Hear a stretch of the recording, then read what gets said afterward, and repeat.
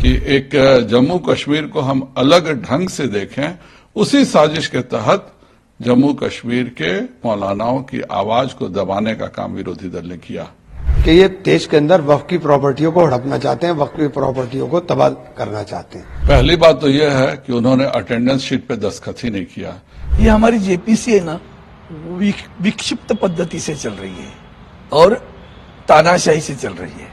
जो मर्जी आए वो करेंगे, हम गुलाम करके खड़े रहे, बस ये उनकी अपेक्षाएं हैं। जामा मस्जिद के इमाम की बातों को रजिस्टर नहीं होने देंगे। वक्फ संशोधन विधेयक पर बनी जेपीसी में हुई बहस के बाद पक्ष और विपक्ष आमने सामने नजर आए।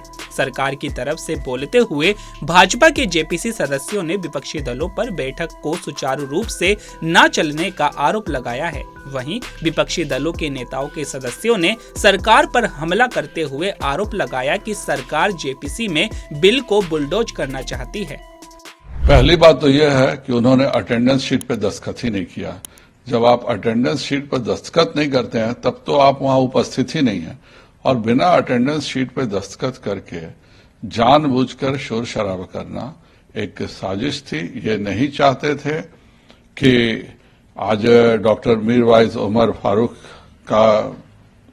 के साथ जम्मू कश्मीर के सभी उलेमा थे, सब अपनी बात रखना चाहते थे। सब भारत के संविधान के तहत अपनी बातों को लोकसभा के सदस्यों के सामने रखना चाहते थे। कहीं ना कहीं ऑपोजिशन मेंबर्स भाजपा और एनडीए का विरोध करते करते राष्ट्र विरोध की श्रेणी में जा चुके हैं। आज जब जम्मू कश्मीर के सभी उलेमा अपनी बातों को रख रहे हैं और उस समय जानबूझकर शोर मचाना, और जब आपने अटेंडेंस ही नहीं बनाया तो आप अपनी बात क्या रख रहे थे?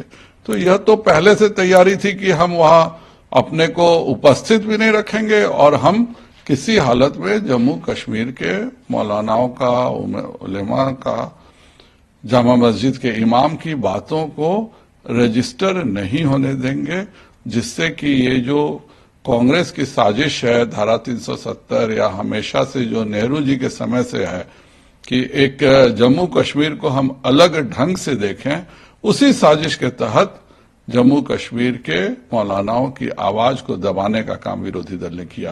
पहले वो अटेंडेंस क्यों नहीं बनाया अपना? आप अगर बैठक में उपस्थित हैं तो आपको अटेंडेंस साइन करना चाहिए था। आप अटेंडेंस तक दस्तखत नहीं कर रहे हैं। सभी को मालूम है कि यह बिल आपका विंटर सेशन से भी पहले आना था, शीतकालीन सत्र के समय से पहले आना था। हम लोगों ने विशेष आग्रह किया कि हमें थोड़ा और समय चाहिए, तो इस देश की संसद ने कहा कि आप बजट से पहले इसको समाप्त कीजिए अपने कार्य को। और बजट से पहले जब समाप्त करना है तो जाहिर बात है बैठकें ज्यादा होंगी, और लोकसभा की बैठकें हो रही हैं, जेपीसी की ज्यादा बैठक क्यों हो रही है? जेपीसी विभिन्न लोगों को क्यों सुन रही है?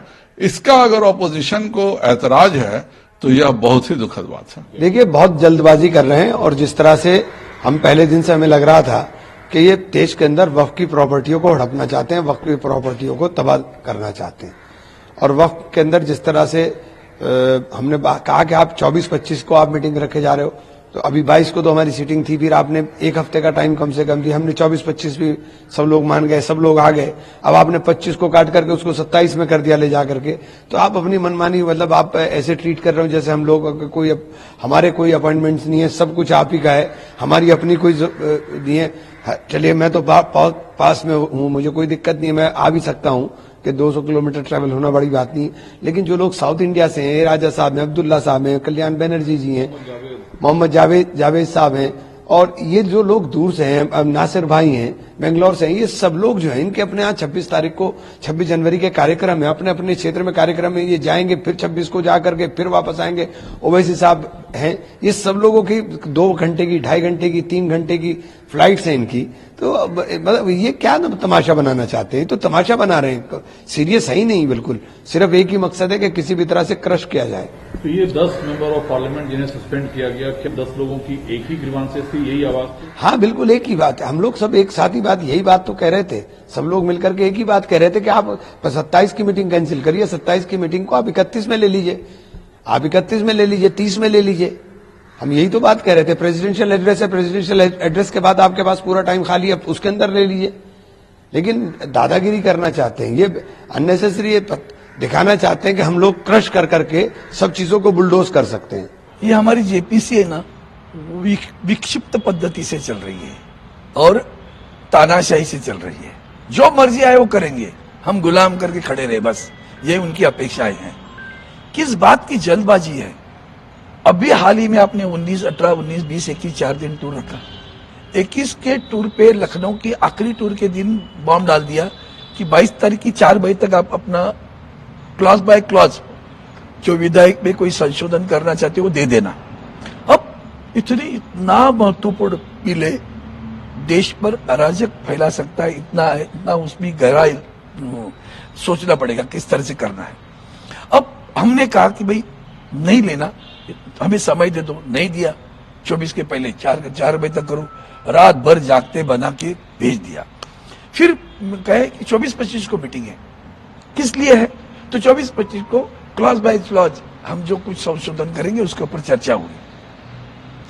आए उसके लिए हम लोग, एक तो रात को कल आप जानते हो हमारे वंदनीय हिंदू हृदय सम्राट बाला साहब ठाकरे जी की जयंती थी, जन्म दिवस था, जन्म। तो रात की 11 बजे की फ्लाइट तो आई और देर से हुई, 2 बजे उतर, 2:30 बजे यहाँ से बाहर है, 3-4 बजे सुबह पहुंचा हूं दिल्ली में मैं। अब सोचिए, अब वहां जाके तब तक 11:30 बजे इनका तय हुआ कि क्लॉज बाय क्लॉज नहीं होगा। कश्मीर के लोगों को हमने साक्ष्य के लिए बुलाया। अब आप सोचिए, हम सोच करके आते हैं, आपके उनको देना था, हमने अब पहले भी मांग किया था सभी राज्यों के स्टेक होल्डर्स को बुलाओ, कश्मीर रह गया था, आज उनको याद आई, अब उनको बुला दिया। फिर हमने कहा कि भाई क्लॉज ब्लॉक की चर्चा कब होगी? तो बोले 27 तारीख को। अरे 24-25 की वजह से हमने अपने कार्यक्रम रीशेड्यूल कर दिए और कहा कि 26, 27, 28 लोगों को, अब तो जनप्रतिनिधि है भैया, हमारे जन कार्य क्षेत्र में लोगों के कार्यक्रम रहते हैं बहुत सारे, उसके लिए हम समय देते हैं। अब ऐसी स्थिति में आपने 27 ही होगा, क्यों भैया? हम कह रहे 31 को ले लो, आदरणीय राष्ट्रपति जी का अभिभाषण के बाद में समय है, ले लीजिए, हम बैठेंगे, कोई दिक्कत नहीं है ना। ये क्या जबरदस्ती है? करना क्या है आपको? फिर हमने और भी एक सुझाव दिया था कि भैया आपने आज तक सिर्फ क्लॉज बाय क्लॉज की सुधार की बात सोच रहे हो, इतने असंख्य निर्णय सर्वोच्च न्यायालय ने या उच्च न्यायालय ने दिए हुए हैं, उनमें भी कुछ गड़बड़ है, एक दूसरे के खिलाफ लगते हैं, उसके ऊपर भी चर्चा होने की आवश्यकता है। 13 फरवरी से लेकर 10 मार्च तक समय है ना, तो आप क्यों नहीं रुकते? इसके बीच में हम लोग कर सकते हैं, बहुत समय है हमारे पास। आपको सेशन में ही देना है ना, तो अगला सत्र तो 10 मार्च को शुरू हो रहा है, उसके पहले सब खत्म करके आप दे दीजिए रिपोर्ट। नहीं, 27 को देना है।